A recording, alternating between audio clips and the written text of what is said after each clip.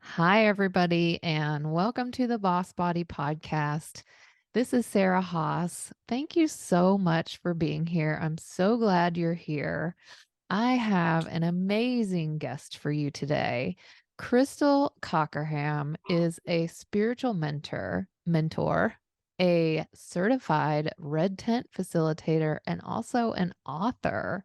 And she's going to explain a little bit about what that means and why that can open your mind to a whole new possibility for your life. Because that's what this podcast is all about. It's about health and wellness, but I also want to help you up level your life. And that's why I love having guests on like Crystal who can give us different methods, different modalities to be who we want to be and get what we want out of life. So, Crystal, thank you so much for being here. I'm so happy to see you.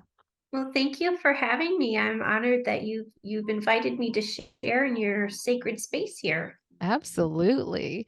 So when I introduced you, I said spiritual mentor and certified red tent facilitator. And I'm sure there are a lot of people out there who have never heard of a red tent facilitator. Now, I myself have read the book, which was incredible. And I highly recommend anyone out there to read the red tent. But can you tell us a little bit about what that is and what that means and what you do? Sure. Well, the red tent, and oftentimes I also refer to them as like moon lodges or moon circles. They are basically a means for women to reclaim their divine feminine energy, their divine feminine nature, really embrace that goddess within, if you will.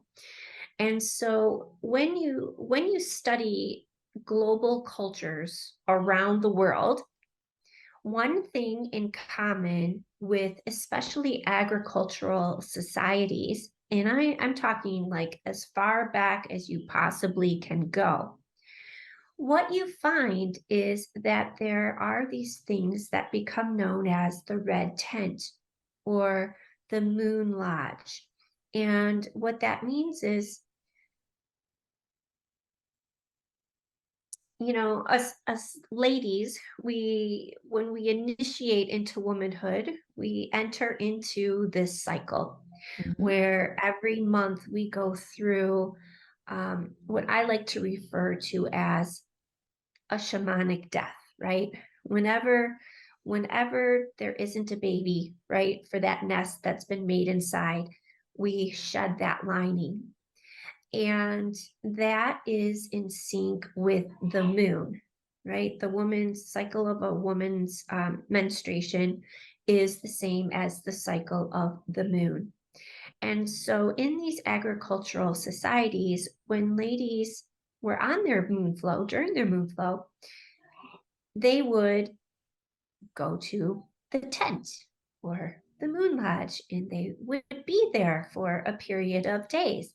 And, anyone who has sisters or daughters and you've lived together, those cycles also sync up. So this was a community wide time during which, the men, the children, they would take on the daily duties and they would care for the women, and women would go in and they would take care of themselves and they would receive sacred teachings about the mysteries of being a woman, right?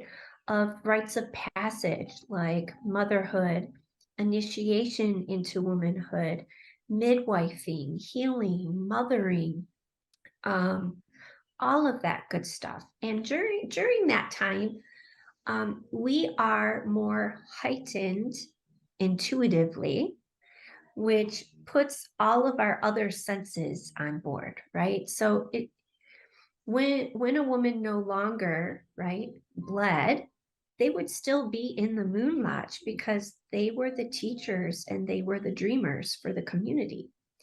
And just because physically they didn't go through that death that meant all that power and wisdom was built up within them. So it was a very sacred time that became lost in some ways and shamed in many traditions. Um, and over the last, I would say, just based on my learnings and my feelings when I feel into it, I would say over the last 50 years, maybe 60 years, there has been a resurgence of women awakening that up. And that path to the divine feminine is different for every woman because it's a journey of your lifetime where you get to choose what you're going to heal, what you're going to leave behind, and what you're going to reprogram within yourself, so to speak. And it's so amazing that women were not only allowed that time, it was sacred, it was revered, it was a normal part of society. And like you said, we veered very far away from that for a long time. You know, when women are going through their menstrual cycle, they're expected to not only go about business in their usual way, but we serve so many people in so many ways, whether that be a spouse or a partner or our kids or, you know, people at our jobs. And we don't take any special time during those cycles. And, you know, there's not a whole lot of celebration when a girl comes into womanhood, nor is there any really acknowledgement of when you're going through that cycle or once you pass through it and into the menopause. And Right. said there's almost shame around it. You know, young girls wanna hide the fact that they're menstruating, they don't want anyone to know about it, and menopause has become sort of this, "Oh, you're going downhill," you know, "You're no longer young, you're no longer as valuable," and with a society valuing not just femininity, but procreation and fertility. That's what makes our society. Without it, we don't have children. We don't we don't keep growing and we would completely die out and become extinct. And it's so sad that we've gotten so far away. I know when you're talking about having a red tent, I myself, and I'm sure the listeners think, "Oh my goodness, wouldn't that be wonderful if someone took away my duties, took over the usual, the kids and the cooking or whatever, your job, and let me just rest and let me be creative and let me tap into myself and learn about myself and learn from other women." That Yeah. would be incredible. Yeah, and you mentioned you mentioned several things, but two things that jumped out at me that I would really like to speak to is a woman being celebrated when she steps into womanhood, but also the sadness and the looking down upon again as you enter into the moon pause, right? The holding of the blood, the I don't want to say menopause. They have no business here. This is all us in our bodies. So so really, I mean, there's really something to be celebrated. So with the spokes of the woman's wheel of life, the phases, you have the maiden. That's the moment she has her first moon due, right? That she becomes a maiden.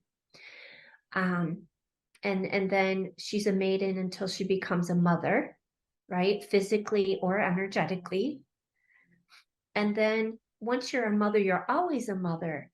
But there's a moment where that mothering shifts so much so that you find yourself in this matriarchal stage, right? Where the moon has paused within you, yet the wisdom is building up.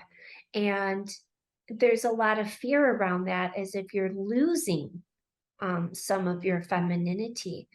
But my experience is it only grows. It only gets better. I mean, it's uncomfortable. It was uncomfortable when you started the ride in the first place, right? um, but there's a beauty in it that allows the matriarch to really revisit the world and shift perspectives of her life that are in complete parallel to her maiden self, right? Who am I? How do I wish to be? You know, That's what is so my path true. forward? That is It's a so true. very, yeah, it's a very powerful time. Very powerful You're time. getting to know yourself all over again in this next phase of your life, Yeah. just like you were in your maiden phase, you know, when you're middle school, high school, and you just don't know who you are. You don't know what you're meant to be doing. You don't know what your place is in this world. You don't know how to be, and you're just learning about it. And I am experiencing that same feeling now as I enter into, I don't know if you like the word midlife, but I use that a lot because I'm Mhm. in my 50s, and it is it's wonderful. I think once you are in that later stage, you appreciate it more. Whereas when you're in the maiden stage, it's very difficult and there's a lot of angst. And now that I have so much more wisdom and knowledge, I can see it for what it is, which is an amazing time and an amazing learning opportunity. And it actually feels good. Yeah, it's amazing. And some of it is, you know, for me, I look at everything as initiatory aspects, but also that embodiment and really just embodying it gracefully and fully as much as you can, while honoring and loving those parts of yourself that you are choosing to, you know, transform into something else or to eradicate altogether, right? Because our entire life is nothing but one giant transformation. If we were the same exact person every single day, yet we're physically aging, we can never spiritually mature, and our life would actually become quite boring. I mean, where's the vitality there, right? So really facing those things that maybe you've taken on certain mantles that really weren't ever yours, but you just did it because, well, it was part of it and you thought you had to, right? You didn't have a community, a circle, or a person guiding and supporting you to tell you, hey, wait a minute. Is this true for you? Do you really want this? Do you really choose this? Is this really the only way that it can show up for you? You know? So it it's a beautiful dance, and it does have, you know, its moments, but those moments where the discomfort comes in is proof that there's so much, I hate to use the word mileage. So there's so much forward momentum and so much more better on the other side if you allow yourself to be with and move through that thing that's not comfortable. Oh yeah, absolutely.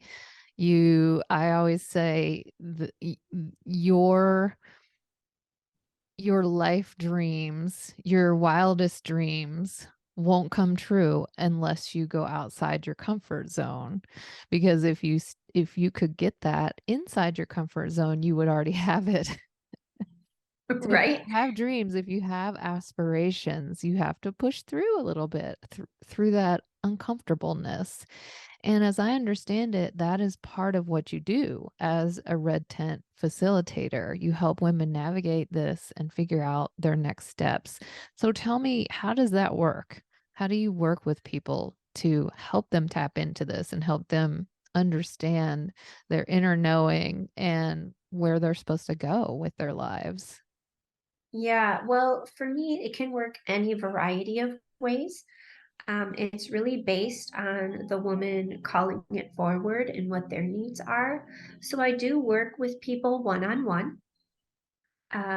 And I also do offer spiritual retreats, and I'm so excited to be planning both in person and virtual ones because let's not talk about the reason why of the last few years, but people just really haven't been nurturing themselves. They've really been kind of sheltering away and doing things differently. So I'm really excited to be bringing that back. And there's the sacred women circles, and I also do workshops. That's awesome. I believe there's so much power in coming together. There is the sacred circles and the retreats. I mean, don't get me wrong, I love all of it, but each one of those ways in which someone can work with me has their own personality.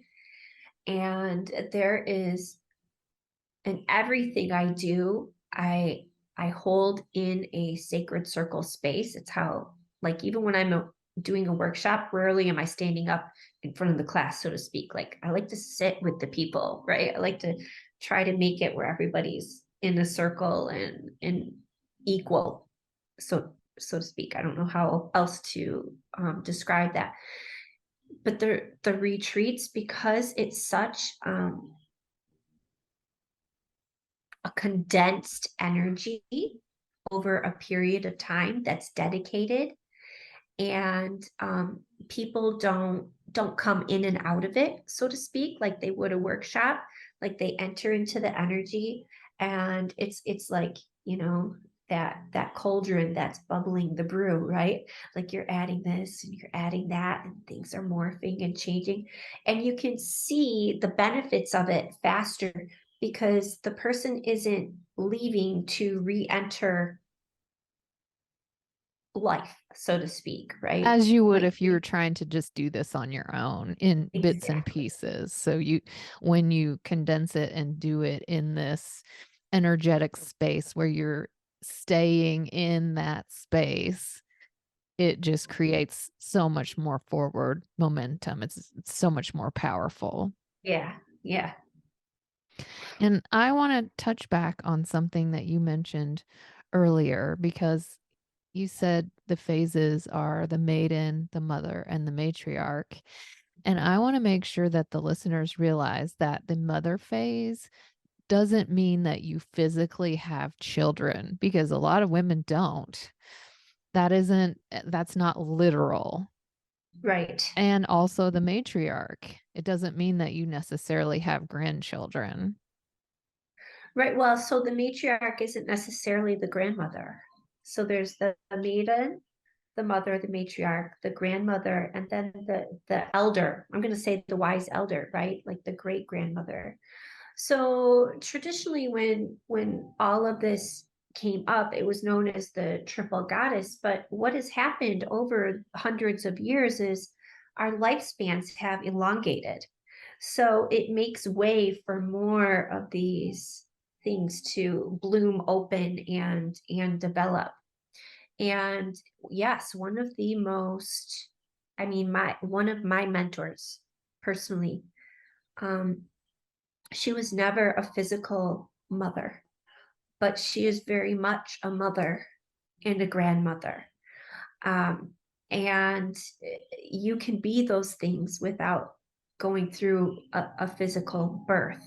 So it's those archetypes that are so encoded within our very being. It goes beyond our physical DNA. It's literally in our souls. And you and I were chatting earlier, and we were talking about the masculine model. that is out there right now, and the sort of the shame, I wanna say, and wanting to hide the feminine sides of ourselves. Can you speak to that a little bit? Yeah. So back in those days when the societies were balanced, there it was, the divine feminine represented by the women and the sacred masculine represented by the men, right? And what happened over civilizations and overthrowing and warring is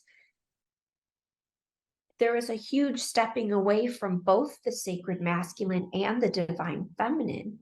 And that's where you see all the greed and the power grabs and the power moves coming in.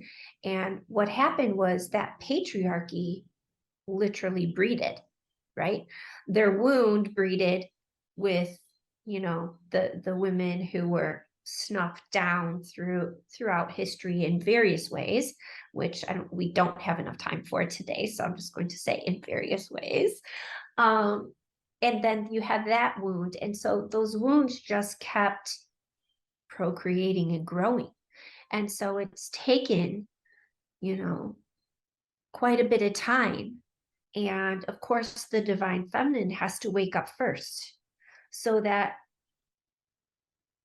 the sacred masculine can come on board. Because without the divine feminine, right, there's no container to birth. There's no container to heal. There's no container to hold the space for the transformation. So the sacred masculine, it's provide, protect, and procreation. So if someone, like say, someone truly is in their sacred masculine and they come together with someone energetically or physically, because it doesn't have to be physical, right? I'm not talking literal physical union. Those energies can procreate lineages that transcend bloodlines, right? And that is what is being awoken right now. And we see a lot of patriarchal things happening that aren't right, and some that could be right but aren't done in the right way, but they're being misconstrued as um, going against women's rights. Um, and women's rights and feminism are not the same as the divine feminine energy. So I feel like that's because you brought that up. That's something really important to lean into here. Like I'm not talking about feminism. I'm not talking about political avenues. I'm talking about energetics that we all have within each of us. Yes, And as women, the internal, yes, not the external, not what's yes. going And on around us in the world. right. So as a woman wakes up to her divine feminine nature, she's also bringing on board that sacred masculine. And so that the catechist, with the dragons or the serpents that come around, looks like a staff. That's really our inner sacred marriage.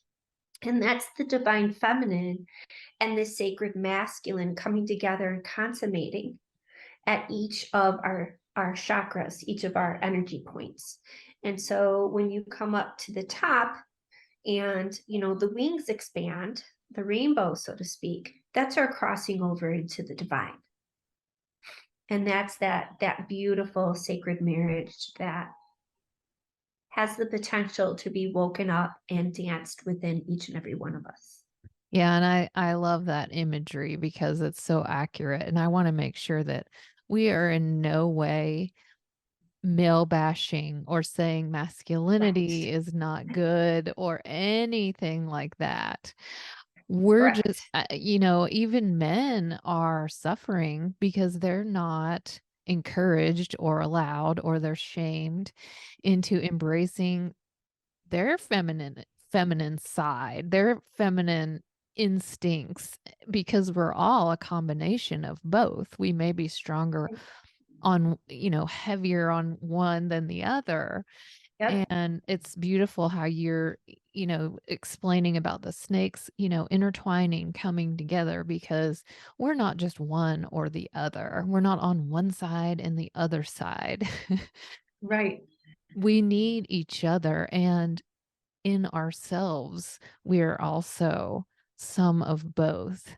But I think really what we're talking about today is the fact that the femininity has gotten tramped down over the years, and not just in society, but in ourselves. We feel like we need to embrace much more of a masculine model in life. And discount our inner knowing, our intuition. Right. Which is something that, we all have that potential and capacity within us. We're born with it. Like that's our survival mechanism. And somehow, and because you and I are like the same generation, um, somehow that has been tamped down, right? And discounted and has been waking up in a big way, right? And I refer to those intuitive senses as, goddess gifts, right? Because intuition, yes, men have it too. And it's because they have that divine feminine energy within them. We are all affected by the sun and the moon, right? Every single one of us. And what is that but masculine and feminine energy, right? Absolutely. Absolutely. So I wish that we could talk about this for hours because it is just amazing, just an amazing, eye-opening, wondrous thing that you're doing. So if people want to learn more about this, hear more about this, understand more, where can they find you and where can they find other information? I would say that the best way to find out more about me and what I do is go to crystalcockerham.com. And for those ladies who really just want to dive on in, I do have two free things I'd like to mention. One, I have a free gift on my website, and it's rituals to nurture your goddess soul, which really walks through just ways that you can begin the practice of embodying your divine feminine nature. And I also host a Facebook group that is private called Feminine Wisdom Keepers on Facebook. So those Excellent. are the main places for me. Great. Well, Crystal, thank you so much for being here and for sharing your knowledge and your expertise. I know it is very intriguing, interesting, motivating for me. And so I know it is also for a lot of our listeners. So I want to thank you for being you and for putting out there into the world your gifts. Well, thank you. And thank you for having me. I Absolutely. really appreciate it. Thank you, everybody, for being here and for listening in. That is all we have for you today. And I will see you again next time.